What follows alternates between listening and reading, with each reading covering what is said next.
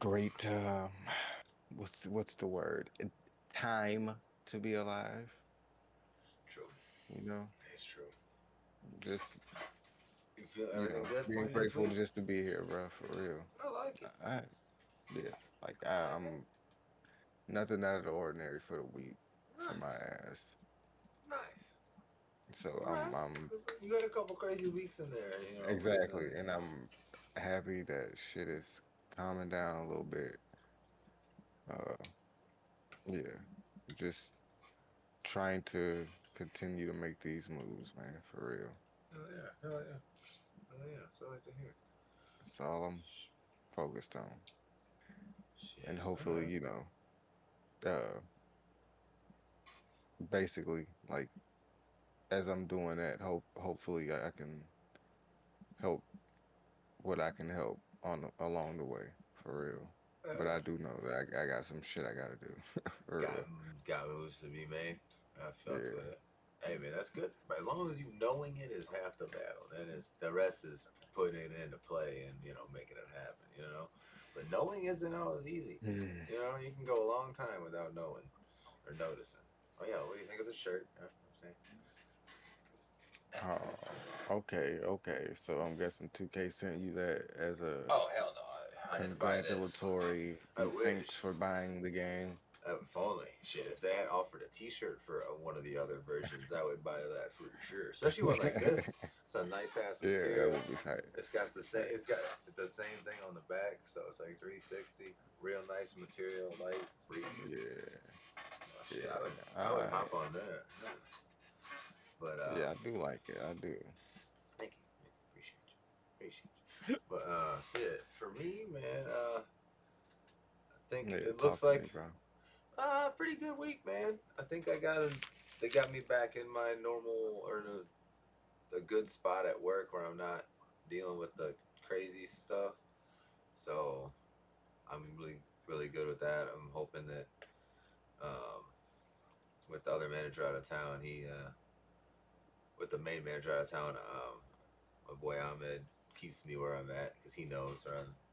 Because I'm getting done at a good time, man. I'm getting back home. That's what's up. Getting That's back, what's up. not out on that extra country shit. Being productive. I'm in one of the old stomping grounds every now and again. I come close to getting to the crib. I've been getting ever so closer day every now and again to delivering to my own crib. So that's kind of cool. And so my big thing for the week though, besides the good route, is I gotta show you this on the screen. It was the fantasy football draft, year 13 for me and the homies. We had that Okay. Friday night. That's why I wasn't on. But All right. I figured, I want you to, what you think of the squad, bro? This is your boys' squad, You know what I'm saying? Got Patrick Um. Mahomes, Kenneth Walker, James Conner, not me Wilson, Terry McLaurin, Travis Kelsey, Drake London. I don't know if you can read it. Sorry, I know it's kind of small, so I'm trying to read them off for you. I got your boy, your starting running back Khalil Herbert from your boys. You know what I'm saying? But I got a couple. I got some Chiefs. I got the Patrick Mahomes, Travis Kelsey connection. Garrett Wilson, I think, is having a big year. Running backs for me are never the strongest because I get focused on a couple other things. But I got Yeah. I got three starting. I got right now four number one running backs. So I mean that's good. I got four start. As long as you got a starter, that's where you Yeah, want to and be. I'm not gonna sit up here and begin to tell you I know a lot about fantasy football, but I do know that you Yeah, got good players. see that's a start, bro. You can't. Fantasy football itself is somewhat random and shit. You know what I mean? Like you can't. Sometimes people are gonna get hurt. Sometimes people aren't gonna play well, especially if there's only certain people that when they're out there, they're like always gonna be good. Like like Patrick Yeah, Mahomes, you expect things like Joe Burrow, like these, you know, Kelsey, these big names. Other guys, it's just like sometimes they be good, sometimes maybe shit. You know. so how long y'all been doing this? No, this is year 13. All right, that's tight, man. Yeah, That's bro. tight. Yeah, yeah. We 10 teams. We've got 8 of us have been in there the entire time, and then we've had a couple bounce in and out. Ven came in a little late, left and came back, and then yeah, we've had one guy kind of cycle in the other spot for a while, but I think we got a good 10th guy locked in now. So yeah, man, we were talking this year about getting a finally getting a championship belt. Grizz found a cool one, so Yeah. we might actually we have like a little chain right now, a number one chain, and then there's a little gold WWE spinner chain that we had that goes for the champ right now, along with the money. So That's man, tight. hell yeah, bro, that's cool as hell. It's one of the it's like the one time a year you get like all 10 of the the crew together, or like the whole everybody, everyone gets together and shit, have some food, some drinks, and you know, we went over to our buddies who was playing played some darts at his crib after. He has his first girlfriend ever.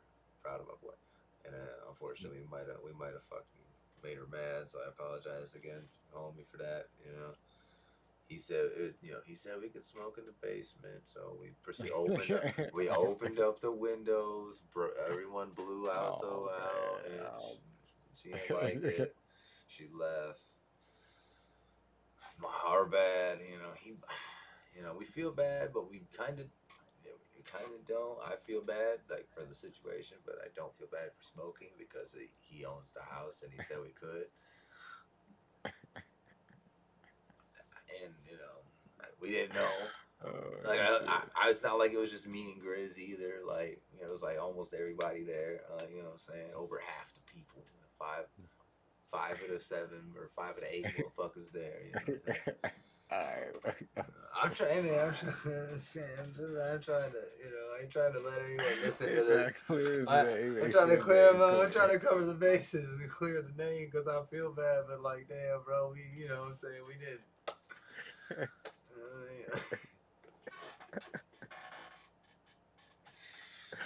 Oh I'm just saying, shit. bro. Just saying, bro. Just saying, bro. Just saying, A couple of us. It wasn't just me. bro. Yep. Oh shit. Well, at least y'all had a good time. It was a good time. Great time. One of my favorite times of the year.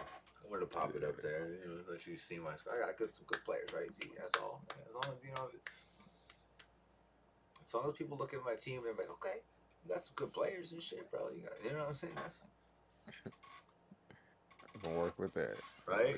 They want anyone to look at them and be like, who are they? Hey, who is that? I don't know. All right, but so we got a new one to start off for this week. I don't think we've done one of these yet. This is one thing I watch his videos. Like he does one, maybe 2 a week. I think like one right now. He just does eating challenges. He's a professional eater, and he just fucking goes and travels the world pretty much. He's over in England, but he Alright. comes over to the United States, does some Canada and stuff like that. Travels around. So I think I may have seen him before, but he might have. He's done the hot dog contest the past couple of years. So at Nathan's for the 4th of July. So he does this. You know, the title of this one's one of the hardest ones of all year. So I'm curious because a lot of times he kind of like, cruises through. Not I want to say cruises, but like, he'll have like 45 minutes to finish something depending on what it is, and he'll get done in like 20.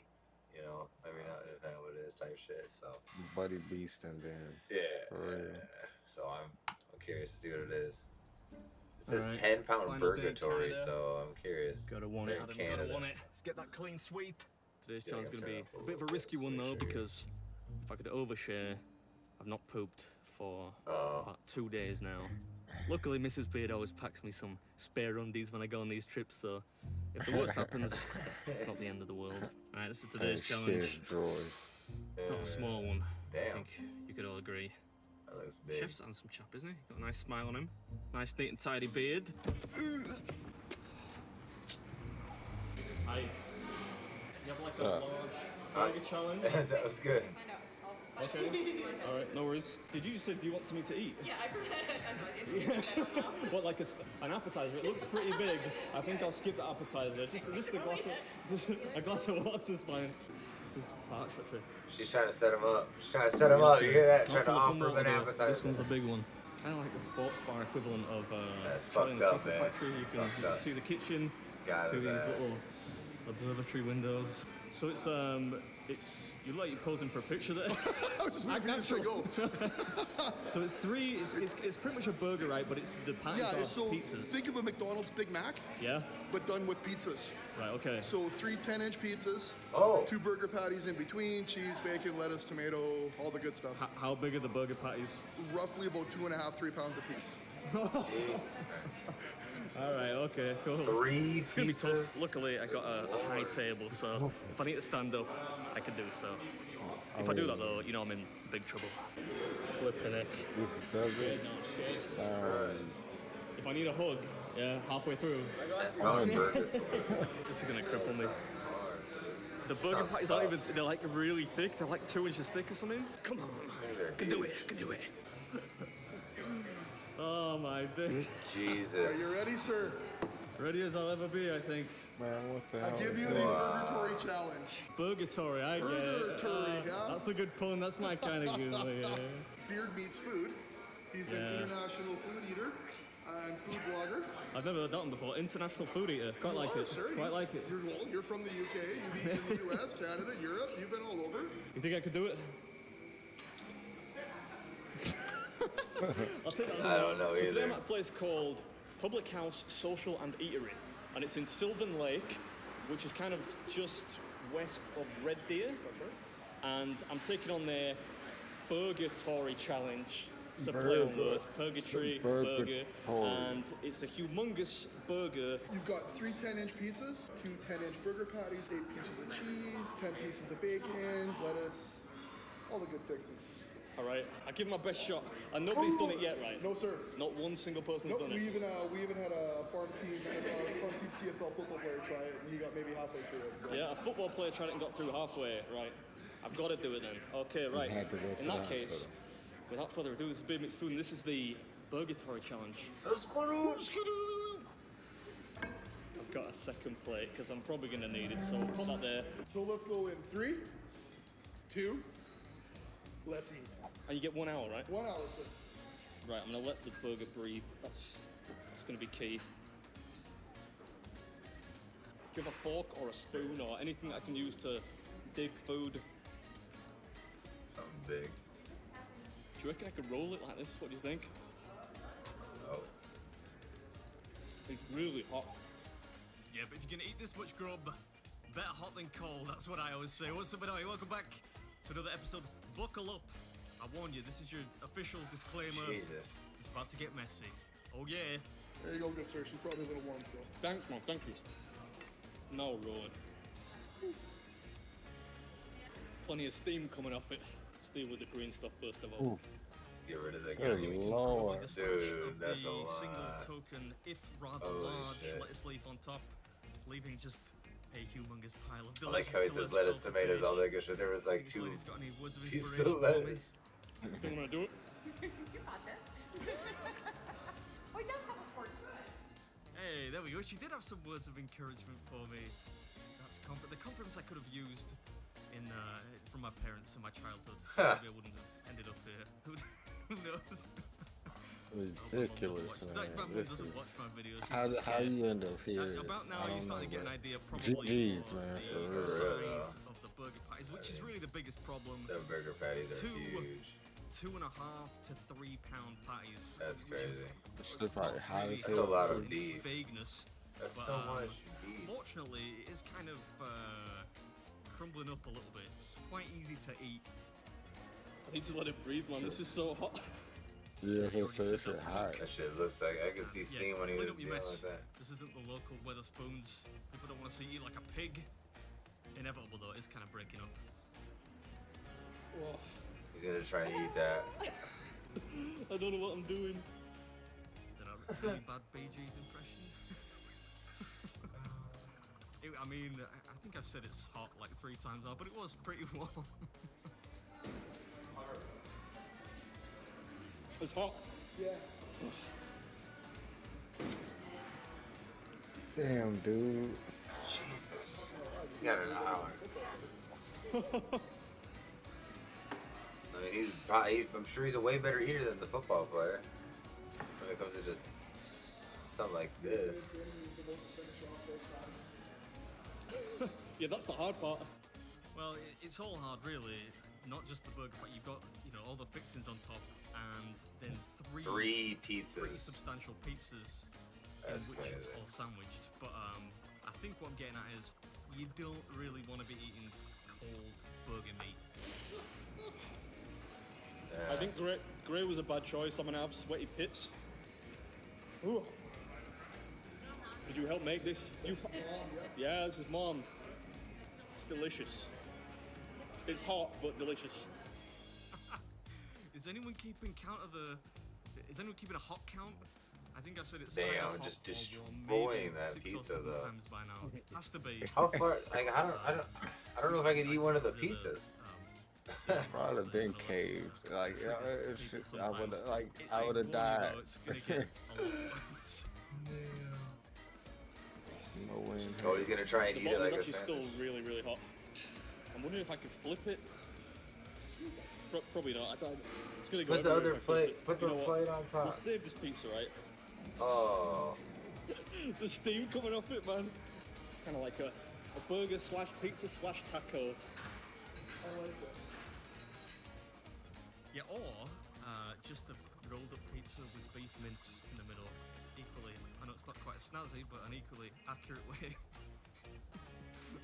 of describing what I mean there. The tactic at this point is that one pizza that's been on the side plate, that's starting to cool off, so I need to get that down while the other one is still warm. I'm making such a mess here. It's like a war zone. but still, bro, he's only 16 Beef minutes everywhere. through, and that thing's It's about well a minute over away from halfway being- gone, or at You least. know, we got an hour. That's what I'm saying. Oh yeah, why is that, mate? Is it a bit hot?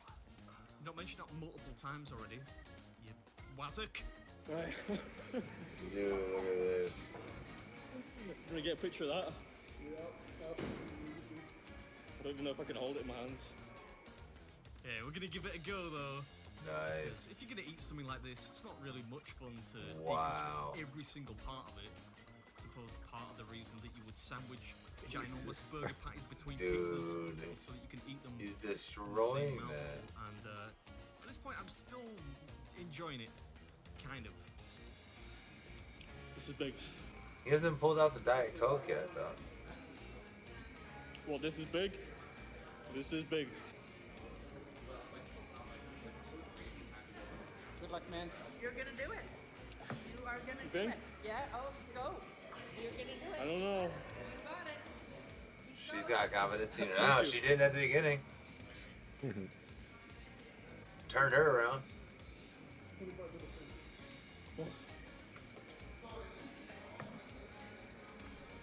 Well, we're down to one plate now. Yeah, but look how much meat is left. I've been eating 25 minutes, and there's still a plate full of meat to go. This is where it starts to Jesus. get rough. So you might want to grab a pillow. Don't know who I'm waving at there, but something to obstruct your vision. This is getting the better of me, man. Do you have any root beer?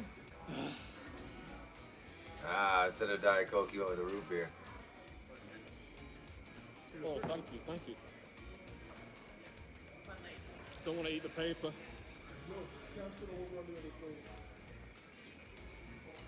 that right? Oh.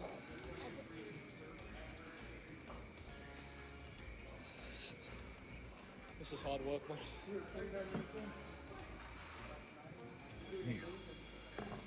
I'm surprised he hasn't started using his hands yet. There's times where If he you've just been eats watching it. for a while, you probably know that if I start talking to myself, that's generally quite a bad sign. That's like a 32-ounce steak right there. We do sell a beautiful 12-ounce New York strip. I think this one's going to put a stop to me now.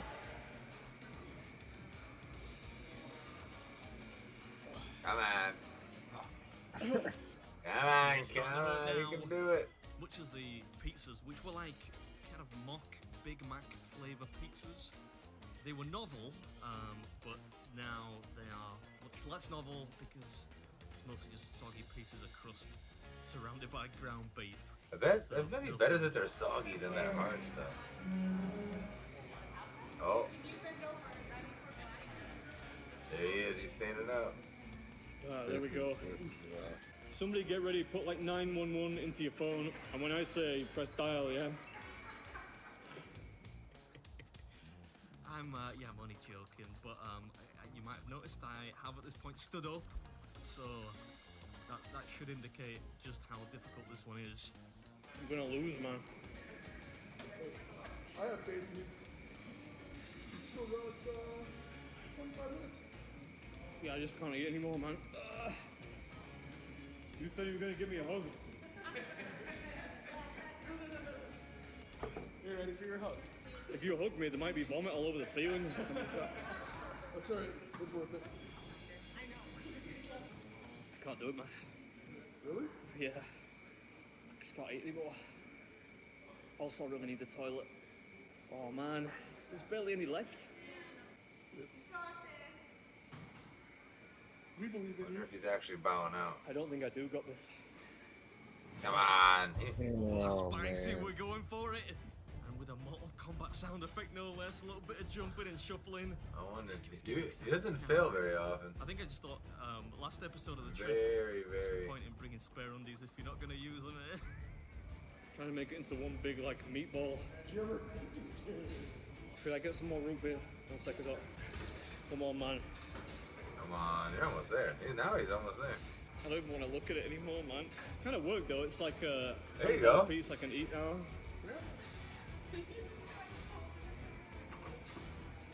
Thank you.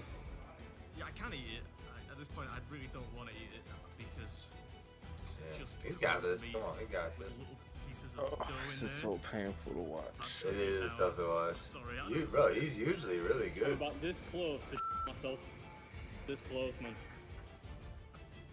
Yeah, thanks for sharing. I'm sure all the people at home enjoying a snack while watching will appreciate He's it. like, hey, as Also, soon as I this is finish like an this, old I'm school video. running This out is to really your hard. Hope you fucking. enjoyed it. I'll catch you in the next one.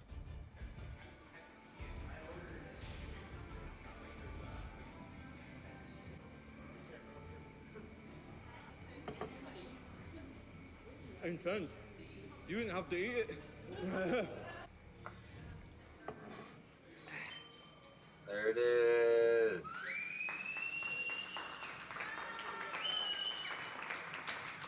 No dessert menu today.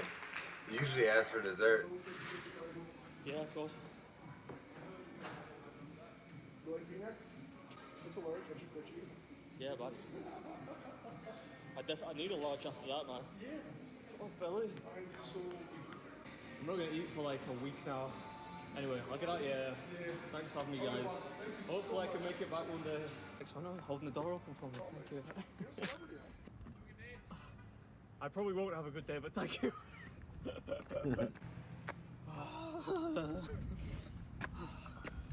That was so hard. Damn. So Yeah, almost got it. That is a lot. You're not supposed to Jesus. consume all of that shit at one time. I'm sorry. No dessert. Yeah. Right, so I'm back. I'm back in England, podcast headquarters. Yeah, and I just got a notification on Instagram. The chef from the place I just did the food challenge at a couple of days ago seems to have got my logo tattooed on his arm. I mean, All right. Buddy did smash it though. Thanks for offering the hug halfway You through. did. No problem. I appreciate it. I didn't want to make you hug me though. If you had hugged me, the food could have gone everywhere. It would have come out of one hole. Oof. This episode is sponsored by BetterHelp. Whoa. I didn't think he was gonna get through that shit, man. At the beginning, he looked like he was cruising, but then like he did say he hadn't pooped or anything in like a couple of days. I was like, man, I'm gonna come back to get you at some point. Something's gonna have to give. Damn, that's a lot. That's one of the that's definitely one of the harder ones. Like he usually cruises somewhat through them. It's a lot of damn food, man. It is. Yes, it is. Very entertaining though. Now we get to see a fight. Oh yeah, Death Battle. Death battle. Death Battle. Let's go. This episode is sponsored by BetterHelp and Mint Mobile. So we got Guts and Dimitri. Yeah. Guts, the Fire. brutal black swordsman of Berserk. And Dimitri, the savage savior king from Fire Emblem. Vengeance is an ever malicious force that can turn anyone into a broken, traumatized... Oh man. Unstoppable one-man army. Oh. He's Wiz and I'm Boomstick. And it's our job to analyze their weapons, armor, and skills to find out who would win a death battle. In the realm of Midland, life really sucks all around. Demons run rampant, villages get pillages, and a Should be helpless elf fairy has pretty become good. target practice for some thugs. Batter up! This is one you're gonna have to, a lot more. I just have to watch and learn. This is why I enjoy this, because I gotta learn about these characters. Wiz, that weapon is I know too big to more be about called a Guts sword, than I too do massive and thick, Dimitri. more like a slab of raw iron that no normal man could wield. Except for the man with a simple but fitting name, Guts. But what is it that makes Guts so terrifying? Well, we're about to get into some really, really dork shit. Fair warning. Born from Oh, man. Guts' recently hanged corpse, Oh, Guts was okay. taken in by a mercenary band led by Gambino. Definitely isn't That's Wiz Father fucked of up. the Year. Gambino Yeah. put Guts through the ringer, training him with swords way too big for him before putting him into live combat at only 9 years old. Training with such okay. large swords made Guts inhumanly strong, but he needed a different kind of strength to endure the horrendous abuse he suffered from Gambino. So he murdered the bastard in self-defense. Oh, He deserved alright. it, trust me. With no home or family to speak of. He said he deserved it, Guts trust me. wandered for Alright, years as I'll a trust lone you on it. mercenary. Until he caught the eye of the ambitious Griffith. Impressed by Guts' bold My battle fruit roll prowess up. and blunt honesty, Griffith wanted him. So Guts joined his mercenary group, nah, the that's Band alright. of the Hawk. Where Guts' I appreciate gutsy fighting style appreciate made him you. the perfect captain. The dude was That's right. hardcore enough to fight 100 enemy soldiers on his own, and Damn. even helped end a 100-year-long war, all while earning respect and glory with Griffith and his group. For the first time, Guts found true friends and comrades to rely on. But when Griffith realized he couldn't keep Guts at his side, really, really bad things happened. Upon the eclipse, Griffith summoned a bunch of demons, became a super demon himself, and sacrificed Guts' new friends to the abyss. If that wasn't Okay. bad enough, Yeah. he marked Guts with a demonic brand, then raped his girlfriend Casca, forcing Guts to watch as his eye was split open and he was forced to tear off his own arm. Yeah, really bad things. Guts barely escaped with his life. He vowed to brutally murder Griffith and every demon, down to the last one. No small task, even for him. And every big task needs even bigger weapons. Guts is bread and butter. Butter is the enormous Dragon Slayer. 6.5 feet long and weighing Damn. over 300 pounds, Dragon Slayer is absurd. That's, In Guts' hands, it can cleave through plated that's a armor big and even sword. demons with skin of corruption, a real-life metal that is harder than steel. And since Guts has made killing demons his favorite pastime, Dragon Slayer was exposed to so much demonic blood that it exists on the astral plane, meaning it can harm any supernatural monster. God, this thing's heavy. Guts also carries a collection of explosives and throwing knives, but You think? unpartial to his mechanical For law, real? complete with a wondrous invention Oh, of shit. a repeater crossbow and a secret cannon. God, that's neat and all, but they aren't as awesome as Dragon Slayer here. God, how does he do this? Okay, the repeater crossbow is pretty cool. It can fire a ball Yeah, 4 to 5 yeah. per second, making it Damn. a go-to option for mowing down groups of bad guys. And hey, if you gotta lose your hand, replacing it with a goddamn super gun is the way to go. Even demons are afraid of this thing. See ya, Snakeface! With his collection of weapons and indomitable will, Guts slaughtered everyone and everything in his way. Be it an army of Looks drones, like a it, shit. supersonic elf fairy, or some Bible thumper whose blows were like cannons. But while Guts took the Damn. physical challenges in stride, his mental strife was a different story. He had demons to deal with, literally and figuratively, always Uh-oh. tormented by his inner beast of darkness. Guts tried to shoulder this trauma alone, even for a time leaving behind Casca, who survived but was mentally broken. Nothing would replace the comrades Guts lost during the eclipse. However, through his resilience, he eventually saw the dangerous path he was on, and so reunited with Casca and eventually came to depend on new companions. Including pretty boy Serpico. He doesn't look like much, but the guy is fast enough to dodge lightning at speeds over 100 times faster than sound. And Guts has kept up with him more than once. And thanks to the witch Flora, Guts got his deadliest and riskiest asset, the Berserker armor. Oh boy, by shutting down all mental limitations, this armor gives Guts a huge amped strength. Pain means nothing to him now, and it even heals injuries on the fly. Wait, did I say heal? What I meant was it pierces his torn flesh and broken bones together so he can fight until the actual last drop of blood has left his body.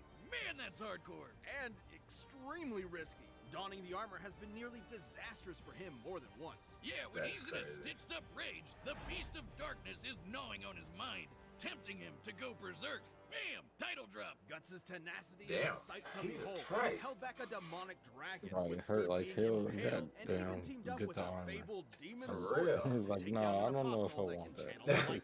You can have it. I'm cool. Dude in the rawest manga panel ever. Just look at it. If that's not badass enough for you, he once killed a giant sea god from the inside. With its whale, this behemoth created a storm that covered an entire island. The kinetic energy of such a storm is immense. Gauging the size of the island, the energy required to induce such a storm would need to exceed 600 kilotons of TNT. Yeah, that's right. Guts gutted a sea monster whose shout was a natural disaster. He needed to do that and much more to reach Elfhelm, where Casca's lost sanity was finally returned. Things were looking up for the legendary Black Swordsman. But that bastard Griffith just wouldn't leave him alone. Of course no matter not. how tragic his death becomes, Guts will persevere for his allies, both past and present.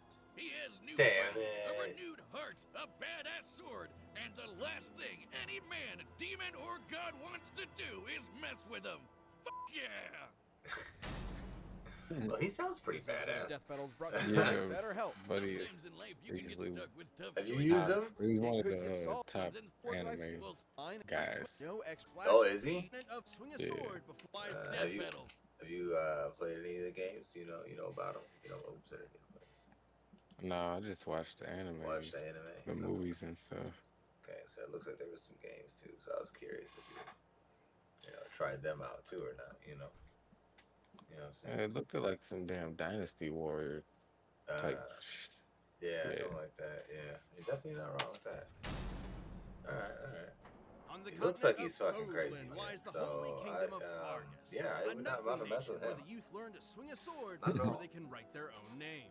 Prince Dimitri Alexandra Blathin was no exception. The kid was a prodigy, able to spar with far more experienced warriors, in part because he was a crest bearer. Or someone gifted mystical power through the blood of the goddess Sothis. Those born with a crest gain anything from enhanced magic to superhuman strength. At 9 years old, Dimitri could lift giant boulders, run across mountains for hours, and constantly broke swords by accident. Most elites who had a crest also had a massive ego, but not Dimitri. Right, Dimitri was strong, but generally kind. Like when he gave his childhood friend Edelgard a dagger.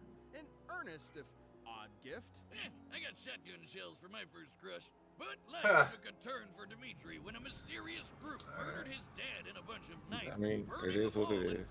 Yeah, right. Leaving the poor kid with some serious To each their own, I guess. That only worsened when the country of Dusker was unjustly I'm gonna get blamed you some for the shotgun tragedy. shells. Dimitri lamented I'll that he take could not stop Vargas's corrupt nobles. Don't worry though, when those same nobles rebelled a couple years later, he fought them like a beast, slaying them all with sadistic glee. This savage side would emerge when Dimitri was reminded of the tragedy he witnessed. Otherwise, his chivalrous charm remained forefront. With guidance from his dead dad's buddy Rodrigue, Dimitri got into the Garrick Mock Officers Academy, where he led the Blue Lion's house and learned the mystic arts. Well, he's not the most proficient in it, but Dimitri did learn healing and elemental magics, able to call down lightning or even channel it through his weapons. He's not the most proficient. Oh, damn, coming at him. He learned this and more from everyone's favorite. How's he gonna Heroes compete in character, this then? Professor Byleth. Assuming you picked Dimitri's Blue Lions when you played Fire Emblem Three Houses. We're getting a little meta here, but his story turns out very differently depending on the path chosen. Aside from the Blue Lions, there's Edelgard's Black Eagles. And the Golden Deer, led by the crafty Claude von Regan, a.k.a. the Best House. Well, that band of goofy misfits, the Black Eagles are a far more cohesive unit. Nah, fear the deer, Wiz. You have no idea what you're talking about. They clearly. Ashen wolves for life, losers. Of course Jocelyn picks the Goths. Anyway, in Dimitri's route, he mastered all manner of Y'all got their lances, own. swords, Let's go. axes, gauntlets, and more. Some of these weapons Oh, they all use play. magic, some use poison, and others are used to slay giant monsters. Still But all of them made pretty Dimitri big an ace game at warfare, franchise, Nintendo. especially when Violet taught him some Wow. special skills. The seal movement technique stops foes in their tracks. Frozen Lance skewers enemies with ice, and Swordbreaker boosts evasion against blade users. To top it off, Dimitri can enter an awakened state for even I'm more pretty sure they've got like Holy movies shit. and shit Through too. thick and thin, but everything changed when he suspected the Oh, yeah, one looks like behind it. the tragedy of Dusker was his old dagger friend, Edelgard. Dun dun dun! To end Fodlan's oppressive crest system, Edelgard and her empire declared war on Fargus and the Church of Saros. Dimitri could be cruel before, but after this betrayal, he snapped, vowing to kill every last one of them. For Damn. 5 years, he slaughtered the enemy, all to Damn. appease the voices that called for Edelgard's head. He's not exaggerating. Dimitri truly believes his dead loved ones cry to him, unable to know peace until he claims vengeance. As if Prince turned murderer hobo wasn't scary enough, Damn. he wields the ultimate lance, the hero's relic, Eredfar. Forged from the bones thing of looks crazy dragon-like big, too. Nabateans, Eredfar is much stronger than ordinary metal. It can pierce any armor with its signature move Atrocity, and only crest bearers can wield it without mutating into a monstrous black beast. Oh, With his shit. lance, Dimitri kept Whoa! going, but no Look at those bloodshed attacks. could calm his mind. Jesus he reached Christ. peak war crimes, torturing an enemy commander in blind rage. But when his actions led to Rodrigue making the ultimate sacrifice, Dimitri was broken, terrified of yet another voice haunting him. Except this time, he had his professor to help him out. We really gotta pay teachers more, y'all. Dimitri still felt hatred for Edelgard, but looked past it to the friends true, and though. kingdom he neglected and made a choice. Instead of killing every last one of them, he would save every last one by retaking Fargus's capital. A task this wretch turned savior king had the strength to do. Dimitri has dodged meteors going Mach 60, decimated a squad of soldiers with one spear throw, and defeated a wizard from the magic Illuminati. This is Talus, whose power shook a futuristic underground city. And Dimitri just walked through his magic like it was nothing. Dimitri's also more than a match for Edelgard, who, in her route, bested the Archbishop of the Church of she looks Saros, huge. Rhea. This is important because after dragging it up, Oh, Rhea God. survived 2 exploding javelins of light, aka magic nukes. Jeez, and Dimitri can fight on her level? Indeed, but in the end, despite Damn. half a decade of slaughter, Dimitri was hesitant to kill Edelgard, in part from learning she wasn't responsible for the tragedy. Still, both monarchs had ideas for Fodlan that were simply incompatible. And then Edelgard pulled a fast one with that old dagger present. Dimitri definitely felt that irony. The war was Damn. over, and with his Damn. allies at his side, Dimitri claimed his place as a just king. Unless, you picked a different house. His story doesn't end very happy in those. But though the voices of the dead will haunt Dimitri until Yeah. his final breath, so long as he has his friends, conviction, and That's compassion fucked for up. the living, he will find peace. Oh, shit. This episode of Death Oh. Metal is sponsored Hello? by Mint Mobile. It's no surprise. Inflation is everywhere. Yeah, There's no shout out escaping Mint it. Mobile, And if you're looking yeah. for a break, Keeping my phone on for years. Oh, see? There you go. We actually got respect from over here. Yeah. They seem pretty Bets decent. are set. We've run the data through all possibilities. It's time for a They death cheap. battle! Cheap, and it seems to work though when you need it, right? At least for the most part. Yep. That's about all you Unless you're can. in northern Wisconsin. Yeah, unless you're the Northwoods. Not much works up there though. Let's be honest. I got a little bit of music on mine, though, for while we were up there, which is fun. Whoa. Damn. Whoa. They're fighting. They're fighting. There's a guy. There's a couple guys. It's okay. They're fighting each other. We can just get out of here while they do that. Yeah, that's exactly what we're going to do. That is exactly what I'm about to do. Like, Just watch there. better watch from a really far distance. Oh.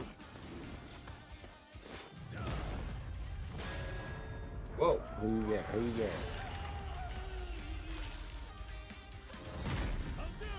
From some of the speed and stuff ability, I think Guts has a chance.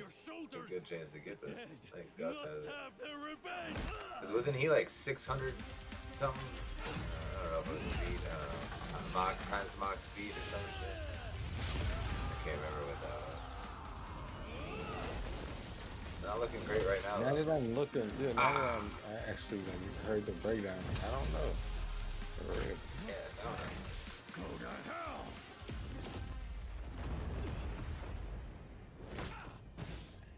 I think Dimitri. These guys can take a lot of fucking punishment. He's got a fucking spike through him and shit. Dimitri got sliced a couple times and shit. Yeah. Oh. Oh, they're both here. Oh god. Down to the last one! Oh. Oh boy. Oh god. Oh shit. Oh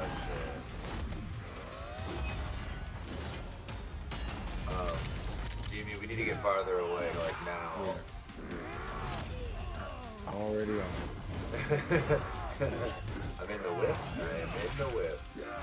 Jesus. He is catching Guts' ass. Uh-oh, here comes that crazy attack. Oh no, I thought it was already slicing everywhere. Jesus.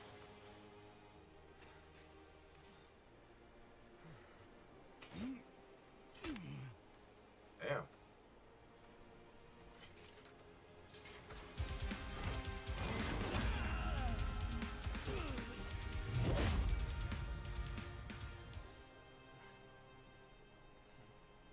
Still standing? So we're both shackled to the dead. You foul beasts will not have his soul!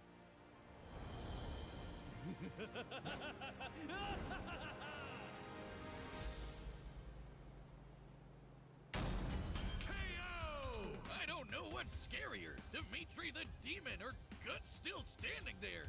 He was a badass till the end. Damn. Being fast enough to dodge lightning, Guts actually had a slight speed advantage over Dimitri. Oh, okay, see, I thought the Skills speed would help a Seal lot. Movement and Swordbreaker helped Dimitri close the gap. And while Dimitri had some minor healing magic to fall back on, it wasn't gonna compete with the raw endurance from the Berserker armor. Still, Dimitri's absurd strength and wider pool of weapons and abilities gave him plenty of ways to wear Guts down. Against Dimitri's electricity magic, Guts' sword and armor were vulnerable conductors, making every clash an opportunity to electrocute him. Sure, Guts has defeated lightning callers before, but he needed help. Not to mention, moves like Atrocity can pierce through armored foes, bypassing half the point of wearing the Berserker armor. Guts could power through some of Eredfar's damage, but he wasn't invincible and could not heal from fatal wounds. Then there's both fighters' raw power. Slaying demons is really impressive, obviously, but not always on par with magic nukes. Remember, in Edelgard's route, she defeated Rhea, who survived That's 2 exactly what I was javelins thinking. of Of light. like In magic. Dimitri's route, he defeated Edelgard while she was a powered-up crest monster. Dude, magic is a whole nother So level. if Rhea could take on the javelins of That light, makes sense. Dimitri should be at a similar level. So let's find out how strong a javelin is. In Fodlan's lore, several javelins decimated a forest, forming the Valley of Torment. However, the exact number of javelins used to create the valley was never given, making the power of an individual javelin unclear. But we do know the javelins in this attack were supposed to hit the Garrigmach Monastery, until the goddess Sothis noped them away and they hit the forest instead.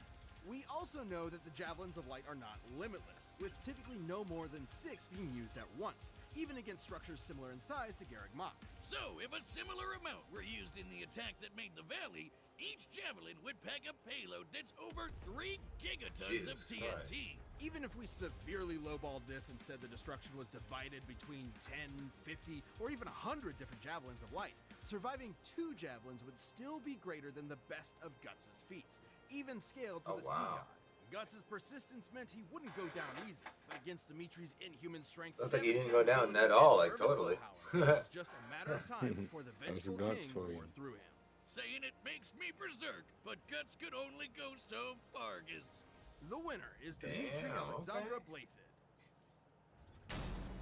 Alright. Thanks for watching. Stay tuned. We have a new death battle releasing every 2 weeks this year. And click the join button to get new perks and extra content. Planet level members even see death battles before anyone else, so don't miss out. We got Door. Oh, is that John Jones? Oh, it is. Oh, Martian Manhunter. In 1969. Whoa! Chill, John. Chill, John. Chill. Oh, that's what we got next. I think so. We only got Mr. Ballin and we got Ballin and the scary one because they're both a little bit long, 30 and 20. Right. Well, so I'm gonna take a time out. So wow, bro. I'm just kidding. And I want you to make this suggestion to Death Battle for me. Okay.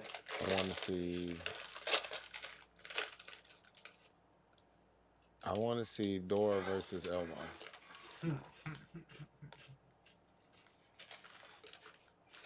I'll look and see if I can find whatever you send there. Our suggestions.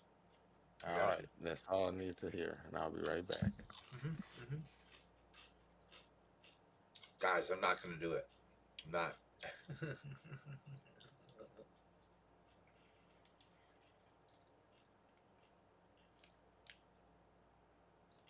This is why you should always lock your doors. A junior in high school was home alone working on a paper while his parents were out to dinner. All night he sits with his back to his door, sitting at his desk with his noise-canceling headphones on.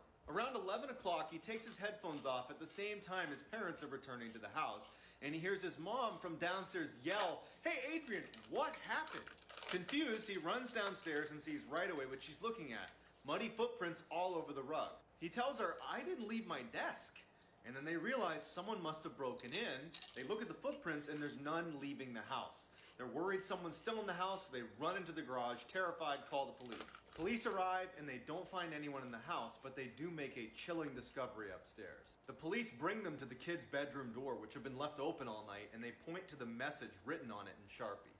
This is the actual transcript of what was written on his door, which means for nearly 2 hours, someone stood in this kid's doorway watching him.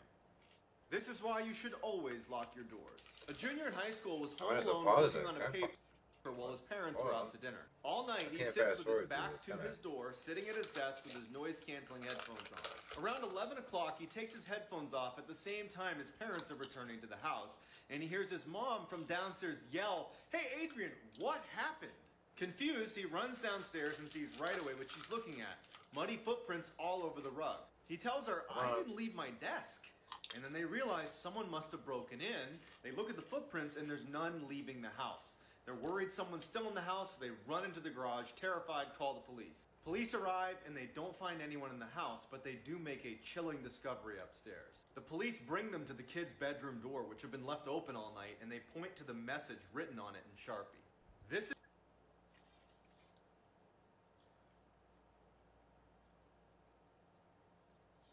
Wow. 47. Jesus Christ.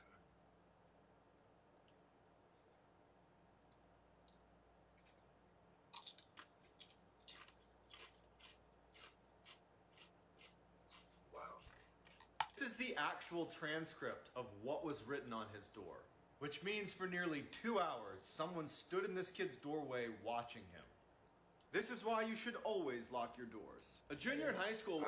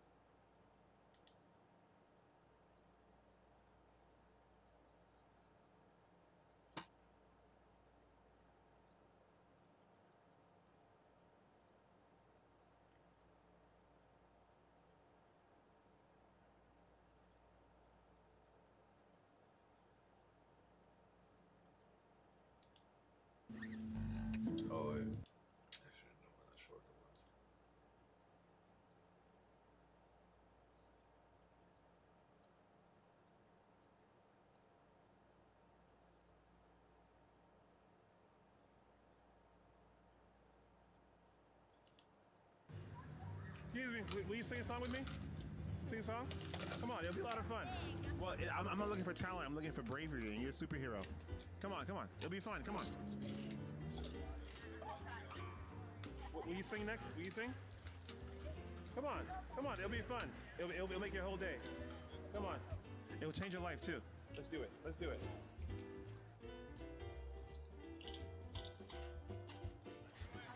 Let's do it. Perfect, perfect. But what song? It depends. What kind of music do you like? I like Beyonce. Me too. Okay. Yeah. All right. So, what's your name? Mercy. Mercy? My name's Reggie. Very nice to meet you. Yeah. So, let me see here. Beyonce. What's your favorite Beyonce song? Get Me Bodied.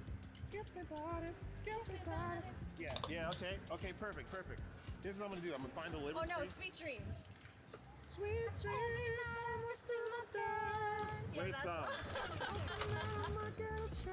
That's a great song. Yeah, and it's actually one of the easier songs to sing too. Yeah, it's a good one. So, have you seen her in concert yet? I've seen every single concert. So you're a real Beyonce star. Yeah, I'm one of like those people in like the Beehive kind of. There you go. There you go. So if anyone ever says something bad about Beyonce, do they have you to fear? Yeah, they usually just, everyone else will gauge my reaction like. Well, I appreciate your enthusiasm. And yeah, everyone needs a hero. It's true. Speaking of which, who are you dressed as? I am the Corpse Bride. From? Yeah, Tim Burton. Old school movie. Not really old school. I'm just kind of young. So it feels old school to me. Everything's old school to a young person, right? All right, let me see here. When you're not out at Comic-Con and singing Beyonce songs, how do you spend most of your time? So during the day, I'm a social worker, and at night, I am a professional dancer, burlesque dancer. That's cool. Do you ever come in like costume, like you know, elaborate costumes for your, like, you know, makeup, like you know how you do it well, now? I'm actually like a Bollywood burlesque dancer, so that's the theme that I perform in mostly. Awesome. Do you know a song called Badi Mushkil? Yes. Is that one of your songs? No, but maybe it should be. You can add it to your repertoire. Yeah. Which state are you from in India? Are you from India? So I'm half Indian, half Greek. Oh, so my okay. mother is from India, she's from the south, and then my father is Greek, but he's born here. Is she from Kerala? She's from Madras. I don't think I'm coming back, bro. Yes, they do. I ain't gonna make it back, bro. Yeah. I see. Oh my gosh. That's so cool that you know that. Alright, let me see here. Here, you want some of this? That'll help. But you're gonna sing with me, right? No. Okay, yeah, you have to sing with me. You can't make me sing with One of them, bro. Okay, great. Very cool. Alright. Here we go. Hey. I'll cut you off.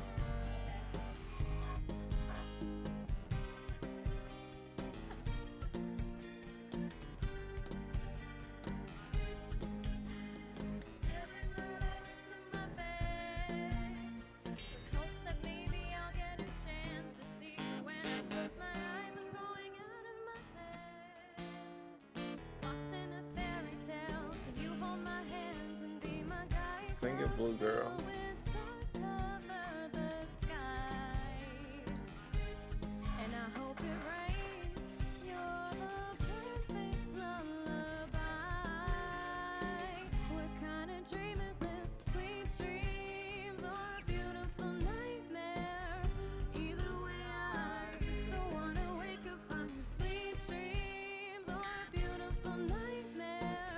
That's my favorite song, bro.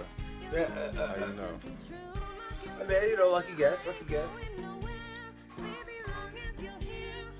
don't choose their songs, you know, they choose. So she knew your favorite song. Blue Girl, like you said.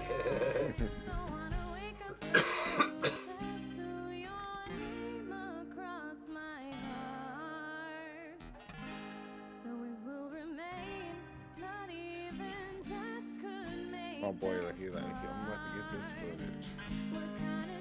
Is he with the Blue Girl? Yeah. Because he's painted too. Yeah. Okay. Yeah, dude on the phone. They were at least together. Somebody pinch me, your love's too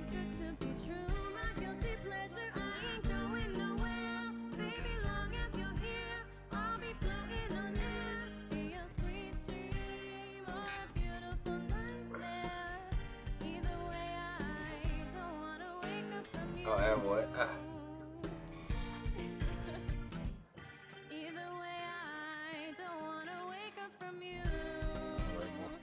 Oh my god. Oh my.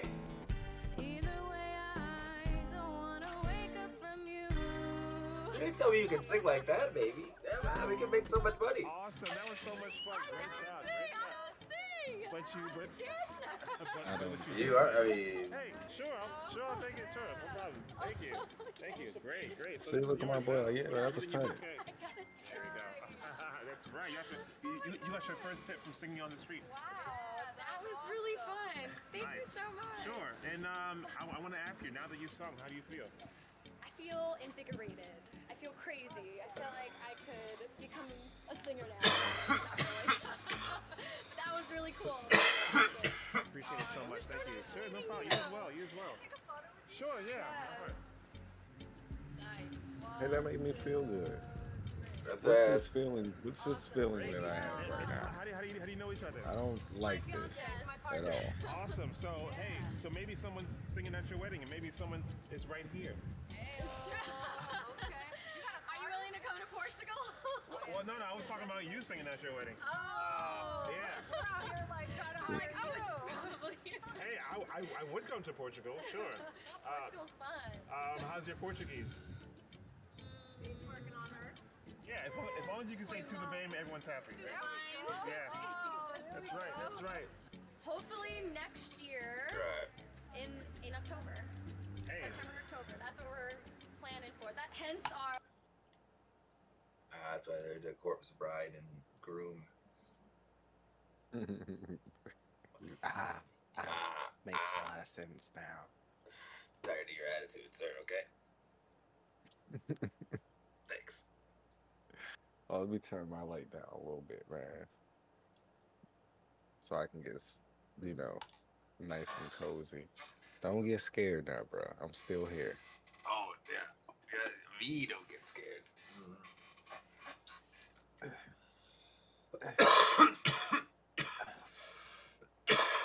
Boo! Gotcha.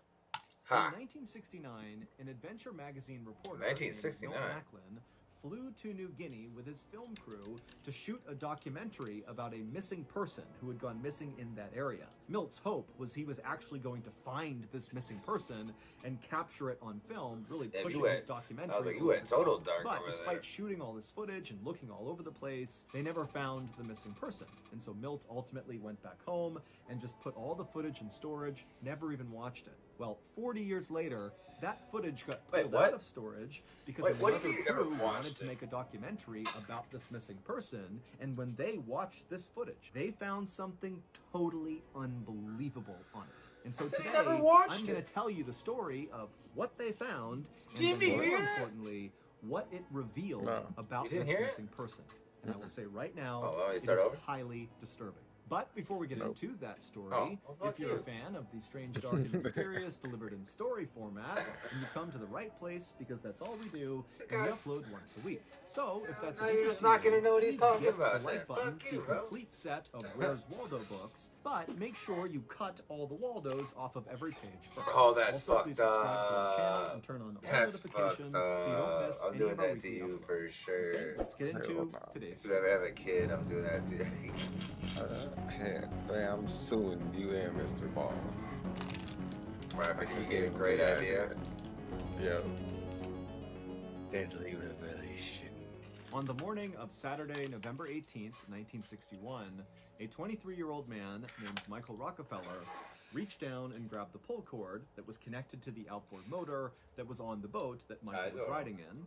And Michael, he pulled and pulled on that cord, but he could not get this engine to restart. It just sputtered and wouldn't turn over. And without power, that meant that Michael and his small crew just continued to drift farther and farther out to sea. But that wasn't even the worst of this situation. The boat that Michael and his crew were on, which was a 40-foot-long catamaran, it was two handcrafted canoes tied together, well, it was starting to sink. Minutes before, Michael and his crew had been happily traveling along the beautiful green jungled coast of New Guinea when they had to cross over this area where the water was particularly turbulent.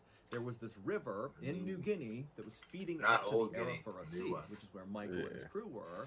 And where this brown river met the blue water, it became very choppy with lots of rough waves. And so as Michael and his crew tried to cross that area, the waves came on board, they flooded the engine, it shut off, and then as more and more waves landed inside the boat began to sink. The reason why Michael and his crew were even out here and taking these chances to begin with is because Michael wanted to go see this tribe called the Asmats that lived in New Guinea, basically right past this area where this river was. They lived right on the coast. Michael was obsessed with the artwork that the Asmat tribe created, in particular, the very unique bis pole. These poles are created by the master carvers within the Asmat tribe. What they do is they take a single piece of wood and they etch it away until it looks like it's a bunch of men standing on each other's shoulders. Now, these bis poles are totally beautiful and intricate and wonderful to look at, but the Asmat tribe doesn't make them for art. They make them because they believe they contain the souls of the warriors from their tribe who have been killed in combat. And until the Asmats avenge these downed warriors, basically until the tribe kills their enemies, these souls remain trapped in these bis poles, which means the Asmats don't really ever get rid of these poles. They don't sell them, they don't throw them away, they are just part of their culture and society. But months ago, Michael had come and visited the Asmat tribe. He had learned about these bis poles and what they meant, and he believed he had successfully negotiated a deal where he would barter some of his own goods in order to get one of their bis poles. But even though Michael gave them all the things he had offered, they had not in return sent the bis pole. And so now Michael was coming back to hopefully be able to claim the bis pole and take it with him. But as Michael sat in his sinking catamaran, watching the muddy shores of New Guinea get farther and farther away as he drifted farther and farther out into the Arafura Sea, the last thing on his mind was the bis pole. He needed to figure out what they were going to do. Michael's crew consisted of 3 other people. There was a friend made it out there before. How come you didn't have the same boat or whatever? There were 2 teenagers who were actually Asmat guides, and their names were Simon and Leo. And so after Michael was unable to start the engine up, all 3 of them took their turn yanking on the cord, but they too could not get it to start. Finally, Simon and Leo spoke up, and they said to Michael and Renee that at this point they believed their only hope was abandoning the catamaran, jumping into the ocean. You can't even see the cat on my screen, which for now was about a half-mile away, but they were drifting so quickly out to sea that if they waited any longer, they might be too far away to actually make that swim. But Renee was not a good swimmer at all, and Michael was just not ready to totally abandon ship and leave this thing out here to sink, because on board the catamaran was all this stuff he had brought along, like tobacco and fishing line and clothes and candy and all this different stuff that he knew this tribe wouldn't have, and he could use it as leverage to continue bartering to get his bis pole and to get other artwork they might be offering. And so even though Michael understood that obviously this catamaran and everything on it is going to sink into the ocean at some point, he just wasn't there mentally to jump off now and just kind of abandon all this stuff. And so a decision was made that the 2 Asmat guides, the 2 teenagers, Simon and Leo, they, on their own, would jump out, swim to shore, and try to get help, while Michael and Renee stayed back and waited for that help to come. And so, a few moments later, the 2 teenagers jumped into the water and began their long swim to shore, and as they did, Michael watched, and it suddenly dawned on him just how far away he was from his own home. It had been months since Michael had last showered, so he smelled terrible. He was totally sunburned and caked in dirt, and his hands were rough and calloused from all the rowing he was doing. But this was not really Michael's real life, because Michael was not from New Guinea or from anywhere near here. He was actually he's a from Rockefeller, America, from where his family was one of the most well-known, influential, and richest families ever. Like in the history of humanity, the Rockefeller family are in like the top 10 of the most powerful people ever. Michael's grandfather was the oil tycoon John D. Rockefeller, who at the time was literally the richest man in the world. And Michael's father, Nelson Rockefeller, was at the time literally the richest man in the world. Future vice president of the United States. But despite having these unbelievable resources at his disposal, what do you think that feels Michael was not compelled to kind of be a Rockefeller. Instead, he found his calling in the wilds of New Guinea. He had first come here 7 months earlier with a team of Harvard University filmmakers who were looking to document a very remote tribe. And Michael just fell in love with the adventure of this trip, even though on this trip, while they were filming a battle between this remote tribe and another tribe, Michael got shot accidentally in the shoulder with an arrow. So despite being wounded effectively in combat, Michael just loved being in New Guinea. In fact, Michael actually never told his family about getting shot in the shoulder with this arrow because he was worried if he told his family, the all-powerful Rockefeller family, they would respond by seeking out retribution against one of these tribes that had inadvertently harmed Michael Rockefeller. And so Michael was just very respectful and protective of the people he came in contact with in New Guinea. And in many ways, he viewed them as more like his people than his family. I thought about it for and so a second. after the Harvard University filmmakers wrapped up their documentary and went back to America, Michael had stayed in New Guinea. And in the meantime, his father, Nelson Rockefeller, had opened up a museum back home in New York called the Museum of Primitive Art, and what it displayed was artwork from places like New Guinea. Now, this was the early 1960s, and so many Westerners viewed natives of New Guinea, like the people of the Asmat tribe, as being very primitive and backwards. And so as a result, there was a lot of people that were drawn to this new museum in New York just for the spectacle of it, to see what these primitive backwards people were creating. Ooh. But Michael felt like he had a deeper understanding of the natives of New Guinea, he said, to go out and find the incredible artwork all around New Guinea, including like the Bispools from the Asmat tribe. You're more like me than you know. That artwork back to his father to be put up in this museum. So I got something. Michael wanted the people of the West to appreciate and respect the natives of New Guinea the same way he did, and he believed through art he could do that. And so Michael had teamed up with Rene, the French anthropologist, to go all around New Guinea to find this artwork to send back to his dad. A few hours after Simon and Leo had leapt off the sinking catamaran and began their swim to shore, Michael and Rene had no idea if they'd even made it to shore. They hadn't seen anybody show up to rescue them. And so as far as they knew, they had no idea You're how part of the close they were to Rockefellers, the rescuing richest them or family in the not. world. And You as just they call looked it, "Hey, down, Pops, they I saw need their some money." catamaran was sinking lower and lower in the water. And so at some point, Michael and Rene just grabbed buckets and began bailing the water out of the catamaran, which was totally useless. The water was coming in way too quickly, but they had nothing else to do, and so they're bailing the water out, and then a rogue wave comes through and flips the entire catamaran over, sending Michael and Rene into the sea. And so luckily, Michael and Rene were able to swim to the surface. They swam over to the now upturned catamaran, but there was an air pocket kind of trapped underneath it, and so it was staying afloat.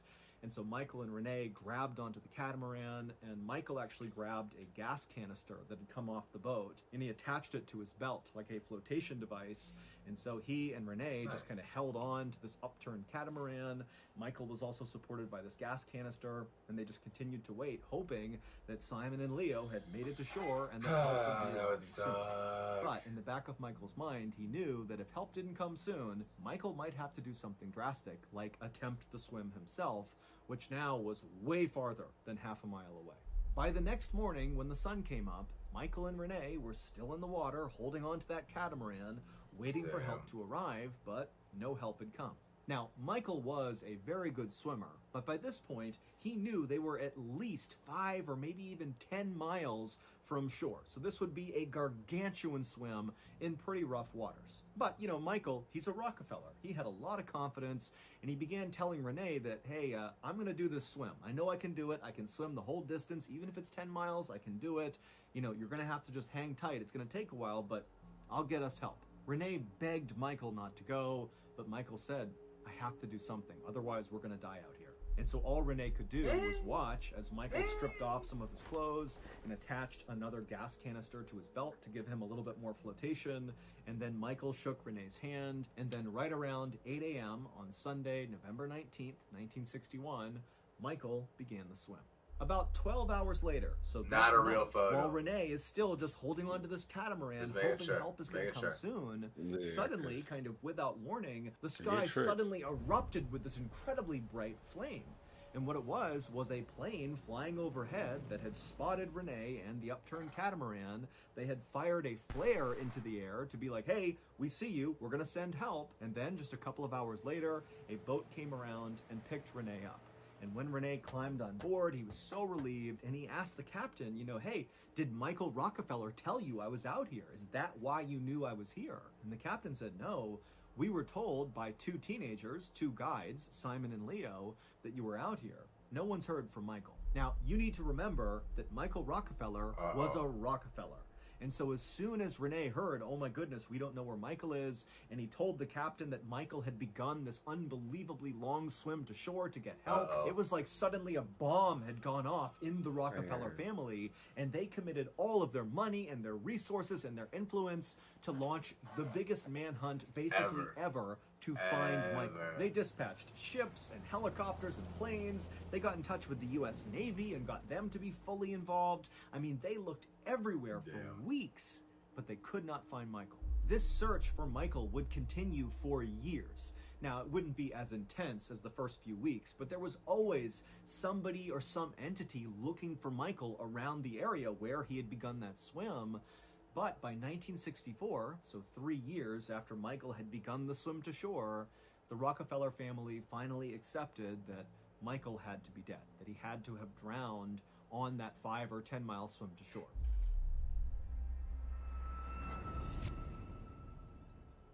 For the last 60 years, I've been a hardcore whale mail enthusiast. Every morning I wake up and I break counter my system full head on whale mail. For 20stamps.com, you need to get started. Stamps.com, you get access anytime. Whale mail has a place in all of Up for Success when you get started with Stamps.com. Probably would be today. a good time Sign to up, thank our trial, sponsor. plus free postage and a free digital scale. No long-term commitments. Kitty or contracts. Kelly's Just go to kitty cats stamps.com/Mr. and pet shelter. She's got all kitties. She's got all your and when the family kitties. finally kind of Where I accepted got my that kitties is from. what happened, that became a story in America about what happened to Michael Rockefeller. In fact, his sister even wrote a best-selling book about grieving his loss. But in New Guinea, a very different story began to spread about what happened to Michael. Rumors about his fate were whispered along trade routes and between visiting missionaries and gossiped about on tabloid and adventure magazines.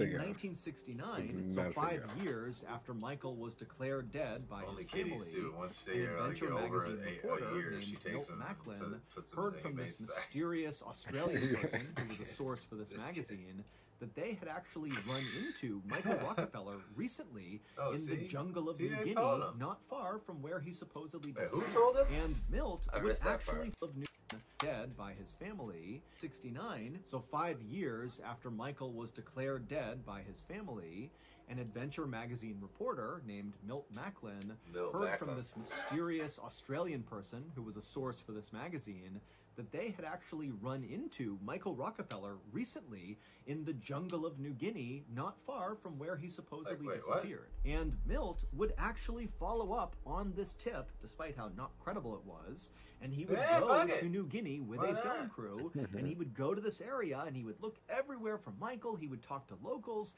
I mean, he really scoured the area, but there was no sign of Michael. And so Milt, feeling very let down by this, he came back home and he actually wrote a best-selling book about his quest to find Michael Rockefeller. But crucially, even though he had shot all this footage, both at a distance and up close, of all these tribes in the area where Michael supposedly was, he and his team never really reviewed the footage. I don't understand. Wait. There looking for Michael, couldn't find him, and said, "Man."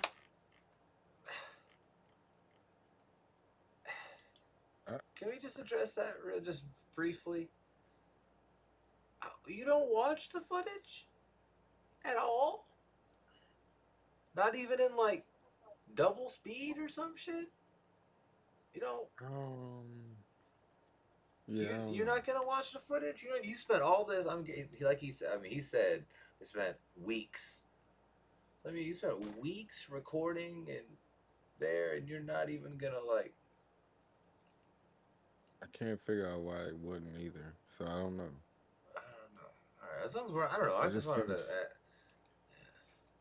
Right? It's weird. All right, as long as we're on slightly on the same page, I just wanted to. And put the footage aside. No, But maybe I was. 40 years later, Maybe I was crazy. another documentary film crew I know I'm crazy, decided but, they were going to go to New Guinea and look for Michael because there were still all these rumors floating around. 40 years that later? How Michael old was would he alive be? and living in the jungles of New Guinea. And before they actually went to New Guinea to go looking for Michael, they 80? uncovered 70? this unwatched footage from Milt Macklin, and they watched all of it, and they discovered something unbelievable. Amongst the hours and hours of footage, there is this brief shot taken from a distance where the film crew was shooting on land out towards the water, and you see this canoe come into frame. And it's full of Asmat tribe warriors. This is a war party. And there's just one and white they're dude making in their the way, presumably, into battle with some other tribe. Some white dude. But amongst these big, strong men is one man who totally stands out because he doesn't look like the other Asmat warriors. Aren't they? He is a naked, bearded white man who, again, That even guy. though the quality See, of I've the seen film that was picture. poor, he totally looked seen that like picture Michael before. Rockefeller.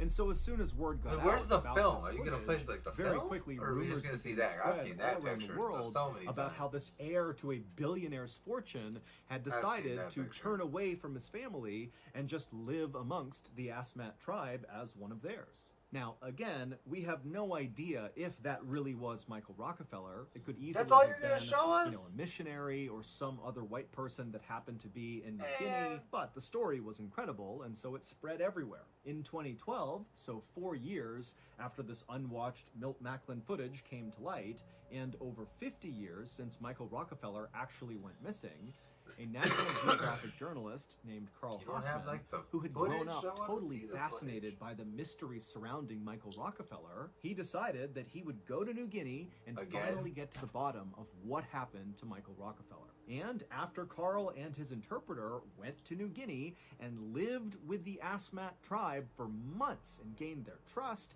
and gained their respect, they began to tell him a brand new story that he had never heard before about what happened to Michael. The real story. And they gave him a dire warning that if he ever told anyone what actually happened to Michael, that the whole village would likely be killed, and maybe even he too would be killed.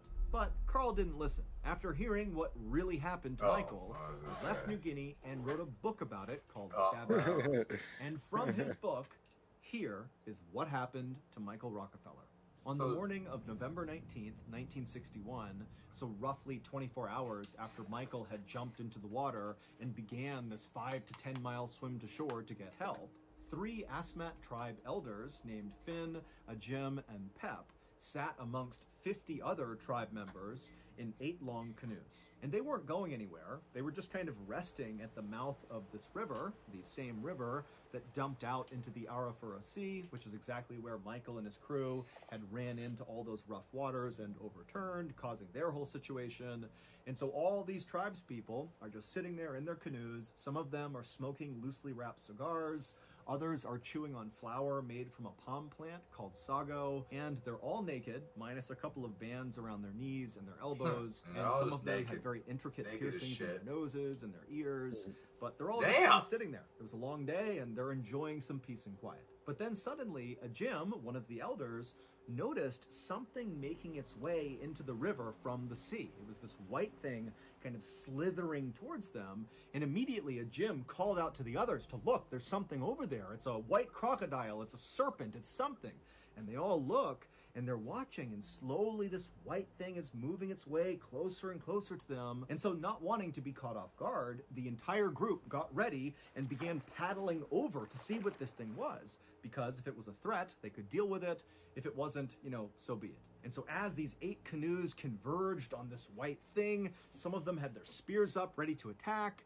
But when they finally saw what this creature was, they realized it was not some serpent or crocodile or something. It was a white man, and he was floating on his back, and he had these weird flotation devices on, but he was not a threat. And so right away, you know, all the tribesmen, they put down their spears, they kind of laugh, thinking that they were in danger for a second. And this white man, who was Michael Rockefeller, he rolled over and he looked up and he couldn't believe what he was seeing. He's just swam like 10 miles to get here, and he's seeing the tribe that he had come to see in the first place. They've come here to rescue him. And so, practically crying with relief, he turned around and grabbed one of their canoes. And as soon as he did, one of the elders, Pep, looked down at Michael holding onto his boat, and then Pep looked up at the other two elders, Finn and Jim, and they just stared at each other, then back at Michael, then back at each other, and then they nodded in agreement. And then Pep helped Michael into the boat. Michael immediately just laid in the middle of the boat. He was so exhausted from that swim, but he was so relieved, and he just laid there while the tribe kind of got back into position. They turned their canoes around and began paddling back up the river, back inland. And as they paddled, they began this very strange chant. All 8 canoes, all 50 plus members of the tribe, all in unison began this chant. And Michael, he had studied the Asmat tribe and felt like he knew a lot about their culture, but he had never heard this particular chant before. And so he was enchanted by it, and he tried to ask them, what does this mean? But they just completely ignored Michael and just continued to paddle and chant.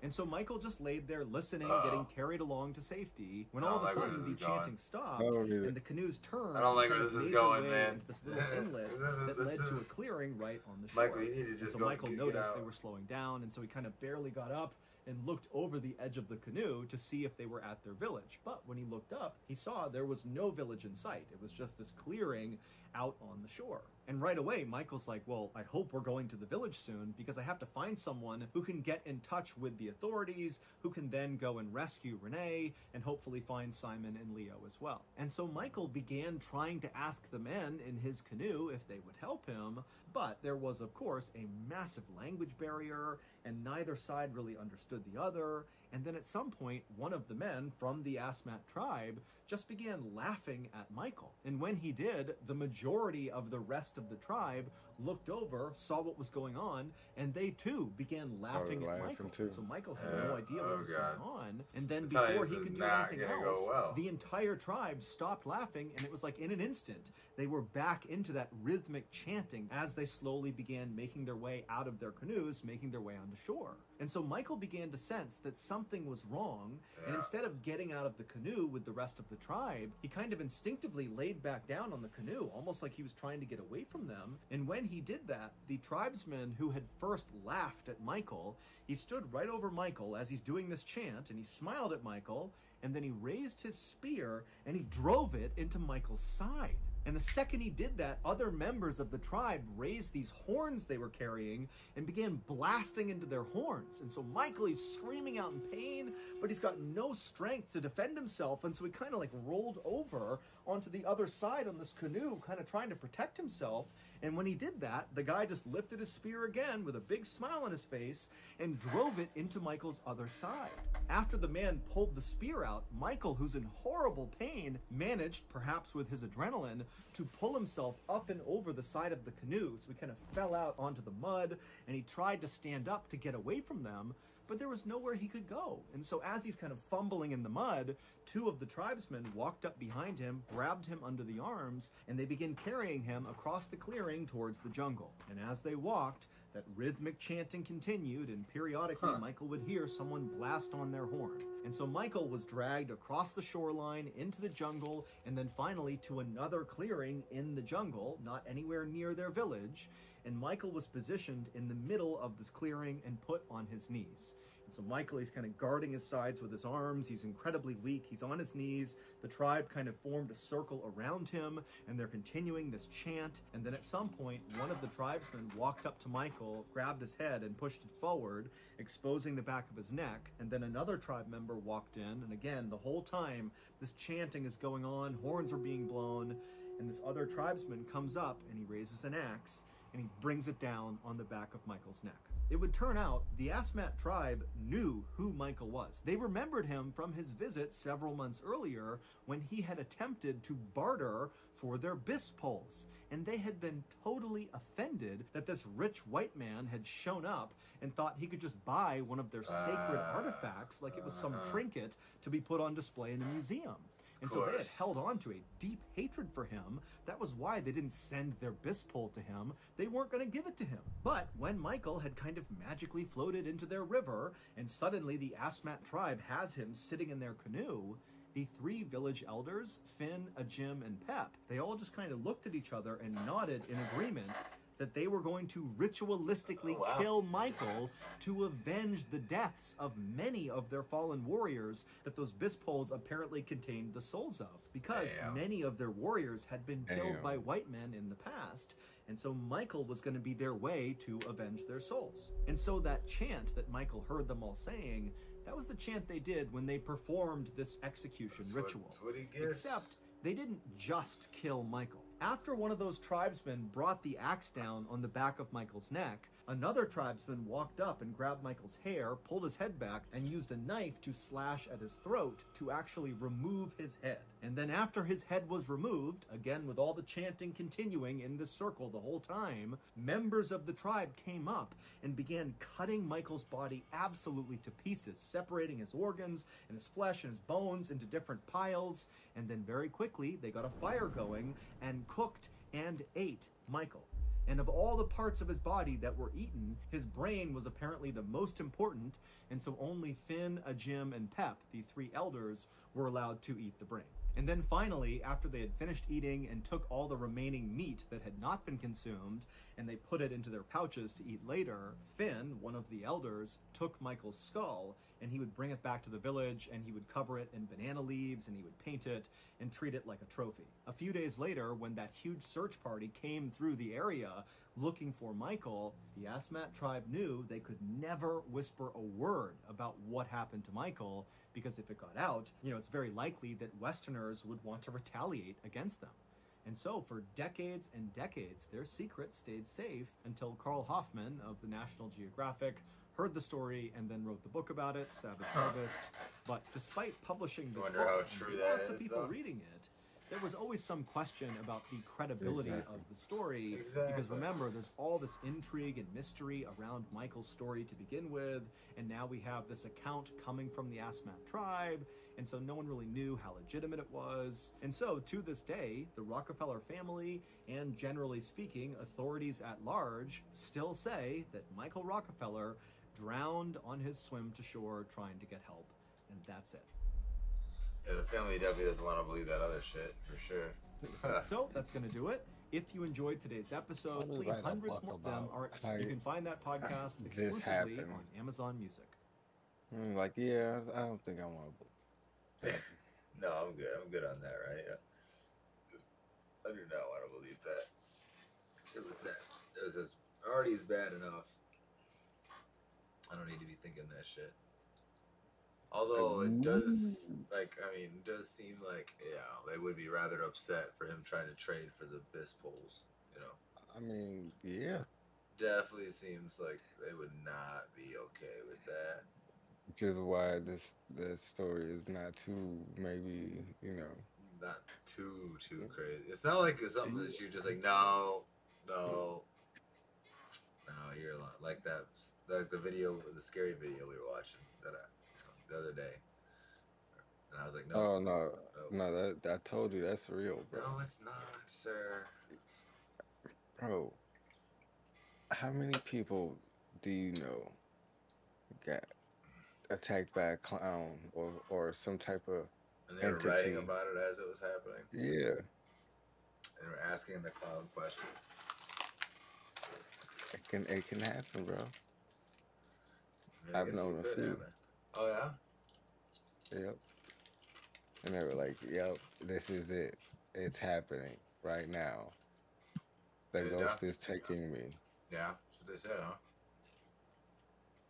I just didn't put it on YouTube. I appreciate that, sir. Okay? You should be honest with me.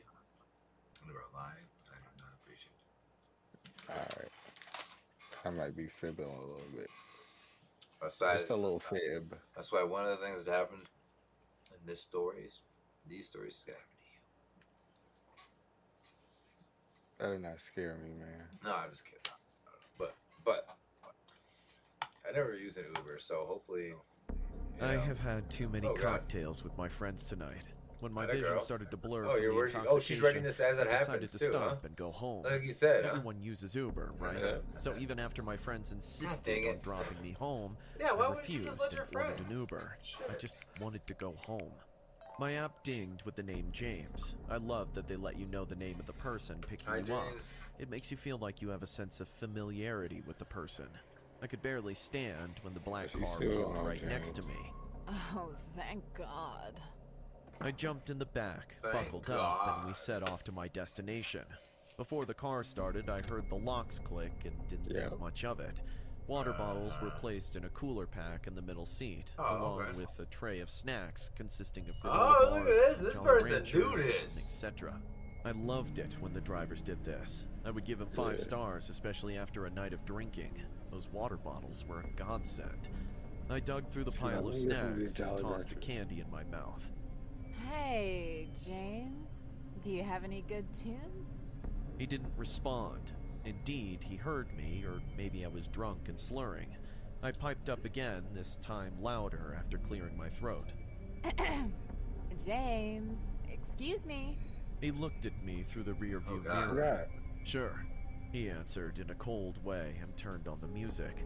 James finally began to speak up after a few minutes of awkward silence. You been drinking tonight? I looked out the side window and replied. Yeah, just a few drinks. Now, his eyes were stuck on the rearview mirror. One hand was on the steering wheel as he kept us steady on the road. I could tell that he was trying to catch glimpses of me he's probably without jerking me off noticing. or some shit. He spoke up again, this time with a grin. What did you drink tonight? Whoa. Bored with the dragging of the ride, I figured this was innocent small talk. Well, some beers and a few shots of you-know-what. He sat up in his seat, one arm still on the wheel. Those deep brown eyes kept flickering at me in the rearview mirror almost every couple of seconds. He started to pry. You drink tequila often? I casually replied while I kept my eyes out the window. Sometimes. Depends on my mood. He laughed. So you must be feeling drowsy, huh? Now I started to feel uncomfortable. Why was he questioning my level of coherence? I kept my eyes focused out the window because I was getting creeped out. Look at him. Nope. Just a little relaxed. He kept a tight-lipped smile and then spoke. You want to be drunk, though? I have a bottle of tequila back there. I stared at my phone. Just 5 minutes more till I was home. No thanks. I'm actually good. He had both hands on the steering wheel now, gripping it tight and rubbing his hands against the leather. This nervous feeling rose in my gut, and I know they say never to ignore your gut feelings. But I was already in the car with this guy. I was a few minutes from my house. What was I supposed to do? I sat there and kept my eyes glued to the window. Perhaps he would just get me home without suggesting anything inappropriate if I didn't show any interest in conversing with him. Whatever I was doing seemed to work, because he changed his tune through his following response. So you're done partying for the night, huh? Responsible. I let out a short chuckle and agreed with him. I was being responsible. He piped up again, this time more friendly than before and less interrogating. Well, help yourself to the water. I have plenty. My heart started to slow and I realized that he was just trying to earn that 5-star review by being accommodating. He may be trying to be excellent. He has all these snacks and drinks in his car and free alcohol. Perhaps he was trying to get his Uber score up. He may have a family at home who he's trying to provide for. Was I being too judgmental? I silently scolded myself for the intrusive thoughts. I grabbed the water bottle, twisted the lid off, and took a couple of gulps. I saw the turn from my street ahead, and a rush of relief washed over me. That is, until he passed it. That's right, he ultimately passed my street. I sat in my seat, screwed the lid back on the water bottle, and spoke up. Hey, you passed my street. He didn't say a word, only smiled. Hello? You passed my street. What he said next made my heart jump into my throat. I know. Wait, what? Why didn't you stop then? That's because you aren't going home tonight. Yep. My body started to shake. I immediately opened my app to report him and call for an emergency when I got the biggest shock in my life.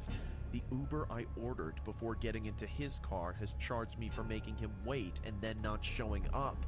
This means the car I'm in right now was never. There it is. My shaking hand slowly went to the door handle, but it was stuck. Why is it? Wait, this isn't stuck. Something is. The doors won't open from the inside. I've activated the child lock. Suddenly, he stopped the car in the middle of the empty street and turned back at me with a huge knife. What? No, please, don't do this! The story you just saw is loosely based on the tragical death of Samantha Josephson. 21-year-old Samantha got into Nathaniel Rowland's car after a night out in Columbia's Five Points Entertainment District. She mistook his car to be her Uber ride that would take her back to her apartment. Halfway down the journey, Samantha started suspecting Rowland's odd behavior, but it was already too late for her. She found herself trapped inside the car as Rowland had the child-proof locks on. Her body has later found with 120 stab wounds in remote woods 65 miles from Columbia. No outright motive for the killing was suggested by prosecutors during the course of Rowland's trial, but Judge Newman said the killer was totally heartless. When the news reporters questioned about Rowland's motive, the top prosecutor, Byron Gibson, said it was absolutely a random act of violence. In college, I started working as a bike rider for Uber around the town. I would drop off young students like myself at an affordable fare. Oh, nice. It was a new thing at that time.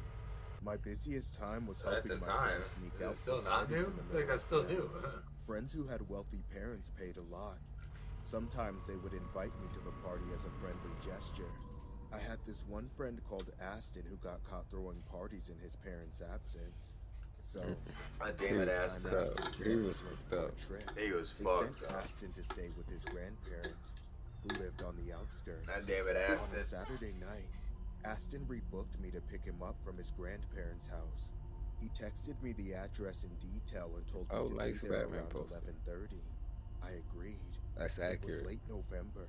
This is I what, finished my the dinner and address? was headed for the address. No, the Batman poster. The house was pretty far. That's canon. And the way to reach it could Yeah. have been better. The road was terrible, with so many bumps. There was no street light throughout the entire drive. I had to rely on the light of my bike. I remember Aston mentioning a turn for a shortcut. The cold air was poking into my lungs even after all the layers of clothing. I drove for 15 minutes but couldn't find the turn. Slowly, I began to realize that I was lost. Oh, Eventually, shit. when I hit a dead end near an old house, my realization became a fact. I stopped the bike and called Aston. Where are you, dude? I think I'm lost, man. The GPS needs to be fixed here. You gotta guide me. Where are you now? Can you tell me a landmark? There's an old house on the side of the road. You missed the turn back. Take a U-turn and then take the first right. I'll be on the call with you. I went to make a U-turn when I saw something on my left. It appeared to be a shadow in the front yard of that old house. Go! I had no clue Hit it! someone was standing there and watching me. The shadow was very close to the road. Oh, shit.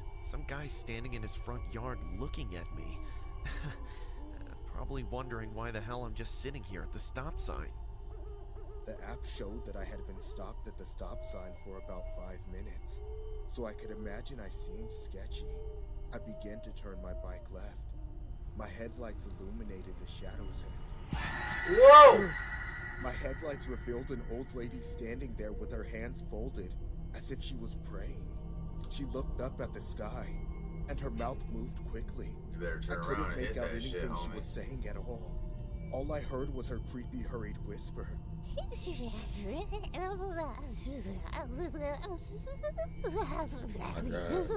my God. Her mouth was just moving 100 miles an hour. She seemed like she was in a trance. She's gonna like turn She and was run at 5 you. feet from my bike. Oh yeah, you're I down. sat there You're and stared. Why? It was probably 10 degrees outside, and she was wearing a white dress. My headlights were directly on her, and she didn't even look at me. I didn't know what to do precisely. At first, I was concerned for the old lady, but the more she stood there, the creepier everything started. Aston realized I hadn't said anything for a few minutes. Dude, you still there? Yeah, this old lady is just standing here. What is she doing? She's just praying right by the road. What the hell? Man, It's what past you midnight. mean? Is she okay? Get I out think of so. there. Where's Lee? I don't know. I really don't want to ask. She started moving her upper body back Now and you forth leave. like she was possessed. Leave. I was scared to move ahead, thinking dude. she would run in front You're of not. my You don't bike. need to go ahead. As I slowly drove by, having her inches away from me, my heartbeat slowed. She still didn't budge. Her mouth never stopped mumbling. Wait, is this the house with the red door? That's when I first noticed the dim lighthouse porch. Yes, the house had a red door which looked... Dip! Yeah, I've never seen any house like this. Just get the hell out of there, man. The woman who lived in that house hung herself in the attic a week ago. My stomach dropped, and I quickly looked at the lady, but she wasn't there. I began sweating in fear. I clearly remembered seeing her a few seconds ago. Where did she go then? She's I gonna be. felt the back seat being pushed down like somebody had just sat on the bike behind me. Two pale, skinny hands slowly wrapped around my waist. I never felt this cold before. The hands were freezing like So ice. she get. My trembling face moved slowly. I looked at the side mirror attached to the bike handle. That's what you get. And then, all of a sudden, her head tilted to the side, making a breaking noise. And I saw the bone inside her neck pierce out from the corner. And then she disappeared into thin air. Ah! I stomped on the gas pedal. I drove about 80 until I got close to town. When I arrived at Aston's, I told him everything I saw. We were both in disbelief. Aston didn't go to the party that night. Go 80. He let me crash at his grandparents' place, and I caught a high fever that night. I kept having bad dreams for a week after that incident. Now I take a different way to Aston's grandma's if I go there at night. Yeah, I bet. Remember, don't stop for the old lady if you guys stumble upon the same neighborhood. The story you just saw is loosely based on this footage running around the internet. In the footage you can see a guy driving through a remote location in the middle of the night. The man was completely relaxed and seemed to be enjoying his late night ride when he spots something beside the road. He passes too quickly, but if you look carefully at the footage, you can see a woman wearing a white dress standing on the side of the road. Once the man notices this suspicious woman standing alone in the middle of the night, he doesn't hesitate to slow down at first, but as he gets closer to her, you can see him suddenly pick up speed and move past her quickly. Lucky that he didn't stop that night. There's no follow-up on the footage on whether that woman was a demonic spirit Where's him coming back? or a crazy woman with some scary intentions. What do you think?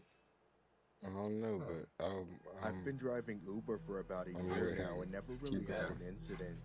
Except for that one time when a drunk student tried to punch out my backseat window on a Friday night.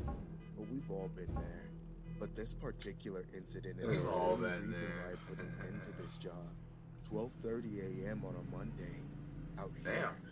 It doesn't matter what night it is. People are out and about, and you rarely have to wait long for a ride. I was parked near the sidewalk when I got a request. Pick up Pamela, located 0.4 miles away. Let's do this, Pamela. I got that. I arrived at the address given, but no one was outside. Not unusual. I began messing with the radio and getting the aux cord set in case Pamela wanted to play some sweet jams. Some sweet jams, bro. I looked back, and I was confused right away. Pamela was old, like the early 80s at least. Odd to see someone in this demographic this late, but I've had others in the same age range, so I ignored it. So how's it going tonight, Pamela? I asked. She didn't answer. Damn. She struggles in and shuts the door behind her. I glance in my rearview mirror to study her face. Nothing but blank looks in her eyes. Almost as if she just woke up from a coma and can't decipher what's happening around her. Where are we headed tonight? Again, no response. Something like, isn't that like already in not play? Like they tell you that? Then my phone beeped. New destination entered. 1700 North Lock Street Avenue. I shrugged my shoulders and started the engine. Oh. It's a short car ride, but I thought to try again. Are you from Los Angeles? I glanced in the rearview mirror, and she stared at me. Her gaze was sharp enough to pierce my soul. In a deep, shrill voice, she finally spoke. Why don't you just take me to the address? Okay, I get it. I'll just drive you to your destination. We're a ways off from the destination she entered when she spoke again. I thought you said it was a quick drive. I looked up in the rearview mirror, her eyes still on me. Are you sure? We're still a mile. Just stop at the next corner. The way she snapped at me felt a little insulting. Excuse All I tried me. to do was be polite. But some people don't deserve the good in you, right? Sure. Like, oh shit. I wanted her out of my car, so I was happy to oblige and stop.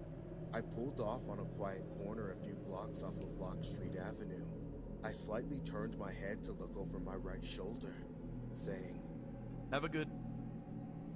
But as I turned, she was right beside my face. Whoa! Leaned up in between the seats, just inches from me. I froze. I couldn't speak. My scared eyes were stuck onto her pale white eyeballs. I've never encountered such dead eyes before. She started breathing heavily. I could hear the gargle of wind struggling to pass through her throat and lungs. I don't know how long we kept staring at each other like that, but then she tried to listen to something. Pamela? Is everything all right? She put her hand on my shoulder. Her touch was ice cold. I was wearing my hoodie, yet still her fingers chilled my bones. Her eyes were completely white now, wide open like her pupils had rolled up in her head. For a little bit. I began fearing for my life now. Before I could say anything, she whispered creepily, "Take the stairs tonight." I stared back at her. Sorry, what? She didn't repeat herself. She just exited my car. I sat there watching her slowly waddle away into a beat-up apartment building and then disappear inside it. Okay, what the hell just happened? I was in no position to take rides that night. I turned off the app and drove back to my apartment. When I reached my building, I sat in my car for 10 to 15 minutes, trying to figure out that weird lady and her words before leaving.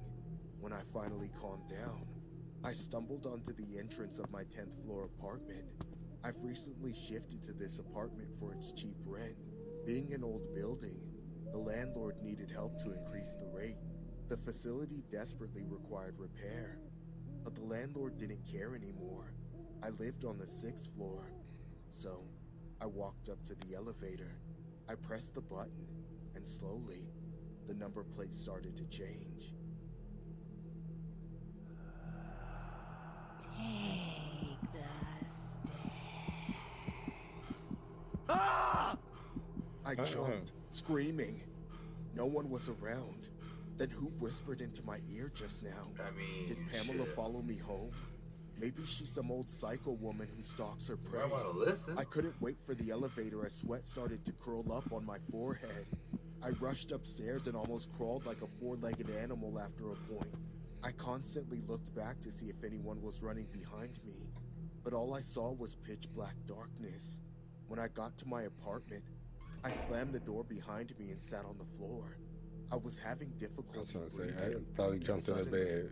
I heard a cover huge over his collision, head. like something had collapsed on the ground.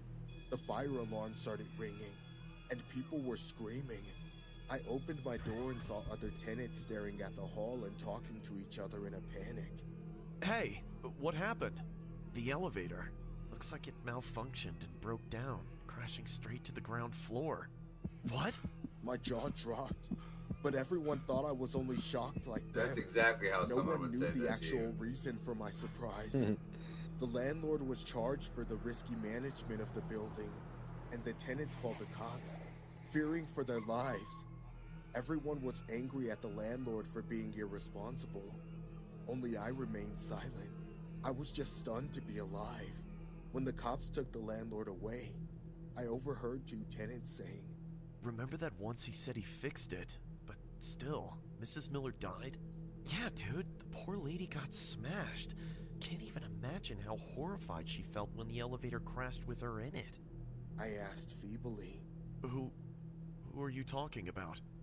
Pamela Miller, the woman who lived in your apartment before you. She died in this same elevator, but the landlord somehow managed to get away with it. But not this time. I still visit her grave sometimes. God bless her. My head was banging. Pamela Miller? And I fumbled as I asked the last question. Where is her grave? Not far. That cemetery on Lock Street Avenue. It's like, oh, thank God. So it wasn't her then. No, it was her. No, it was. Yeah. It's just some random old lady. Oh, thank God. It was some random old lady and it was the same name. Yeah. Yeah. Oh, thank God. You're so dumb. He's just a random lady. Oh, shit. It happens to know the future. Oh, shit. Could she answer some of our questions? Nah. I have questions. Oh. Well, that's just rude. I don't think she gonna help us, dog. That's just rude. Rude. I'm gonna be honest. I'm thoroughly scared at the moment. Yeah. Yeah. That's good shit. Nice. Those are pretty good. I like those because they got the little visual and then they have the voice actors. It gives it that little extra. And then they usually give you the little truth behind it. Except that one. Yep. And I didn't sign on for, That's what you signed on for. Right there. I didn't sign on to be scared like that.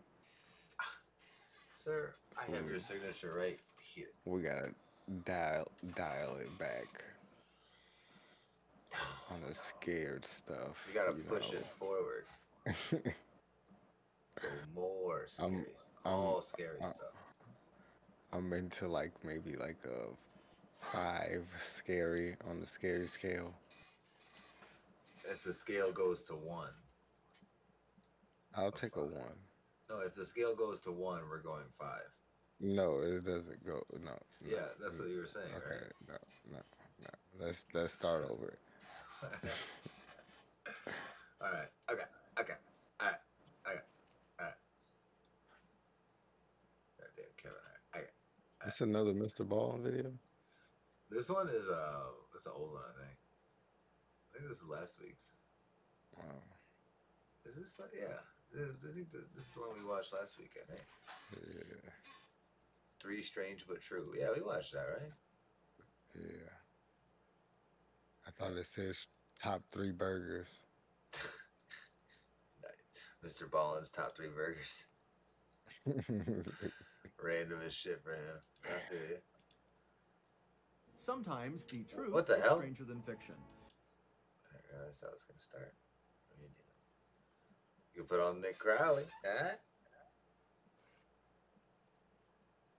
Yeah. That's gonna be the chill time, the laid back time. We can call it after dark, I guess. Yeah, this will be the after dark. So hey, well, then we should wrap her. Thanks everybody for hanging. Wrap it up. Oh, it's I see Penelope's in your ear too. Penelope. Penelope.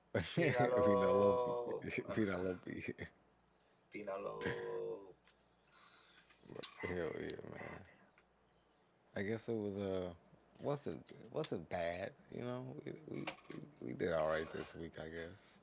It was the videos this week were chill. It was a nice chill week, honestly. We didn't have a lot of times our hype and our extra comes from chiseled, depending on what I mean. That's where the crazy shit goes on, and then after that it's we're kind of chill, and then just some scary shit. Yeah, okay. We're done at a good time too, though. So hey, I know, and that's kind of what I want to get down. Me too.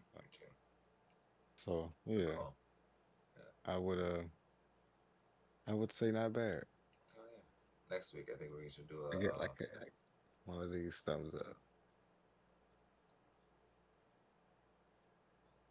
Don't tilt it anymore, dog. Here was my performance today, and then This here is was your performance. Let's see right here. Whoa. I wasn't break your wristband. You're negative, dog. You're in the negative. Well, you're this. Your bitch ass. On a scale of 1 thumbs down, you're 2 thumbs down. We can't even wrap it up because we're too busy talking shit about each other. Man, we'll see y'all next week, man. Yeah. Otherwise, stick around for this Nick Crowley video for the After Dark. But yes, we get scared some more. Peace, yeah. It looks like we will Guns light up. down some of these. Guns up? Oh, wait, I don't want to. Bang, bang, gang. Bang, bang, bang, bang, gang, gang.